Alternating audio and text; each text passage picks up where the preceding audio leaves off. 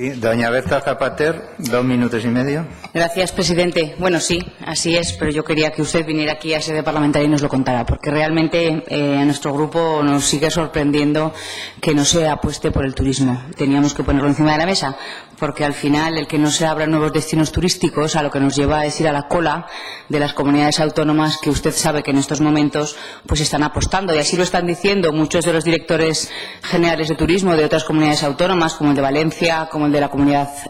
como el del País Vasco,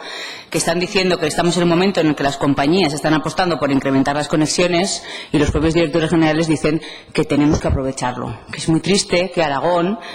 seamos la única comunidad autónoma que no queramos apostar por ello, porque al final el 80% de los turistas que llegan a España, fíjese, vienen por conexión aérea,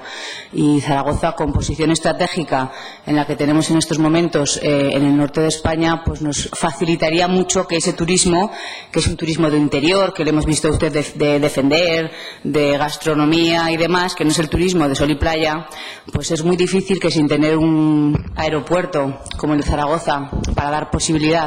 a esa parte de principalmente Europa, pues que realmente no sea así. Como le digo, venía porque realmente para nuestro grupo es una cuestión muy importante, y como le digo, otras comunidades autónomas están trabajando en la colaboración público-privada. El titular es cierto, el otro día en un periódico salía que decía: el Gobierno de Aragón quiere hacerlo pero sin poner un duro. Bueno, pues es que a veces no es cuestión de poner duros o de no poner dinero, pero al final la realidad a lo que nos lleva es que las comunidades autónomas colindantes acabarán llevándose los vuelos y acabarán llevándose los turistas, y como le digo, al final pues Aragón se convertirá en la cola del mundo. Ya sé que esta comisión no es para hablar de la emergencia social, pero también me gustaría, sí es para hablar, bueno, pues esta muletilla que en muchas de las preguntas que les hacemos nos hacen referencia a la emergencia social, y claro, yo me pongo a pensar y digo, ¿tenemos más emergencia social en Aragón que en el resto de las comunidades autónomas?